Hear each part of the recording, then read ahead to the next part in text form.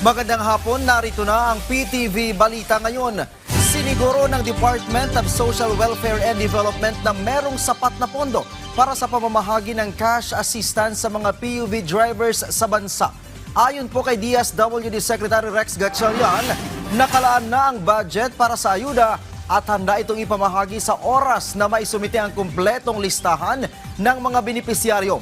Dagdag pa niya, tuloy-tuloy ang pagbibigay ng suporta ng pamahalaan sa mga driver kaya't hindi sila dapat na mangamba. Samantala, pinag-iingat din ng kagawaran ang publiko sa kumakalat na mga peking text message na nag-aalok ng fuel assistance gamit ang kanilang pangalan. Paglilinaw po ng DSWD, wala silang ipinapadalang online application o link para sa anumang tulong pinansyal kaya't pinapayuhan po ang publikong huwag i-click ang anumang kahinahinalang link at iwasang magbahagi ng personal na impormasyon para hindi mabiktima ng scam. Sa ibang balita, magandang balita po para sa ating mga kababayan sa Bicol dahil ipatutupad na simula April 8 ang aumento sa sahod ng minimum wage earner. Ayon po yan sa Department of Labor and Employment.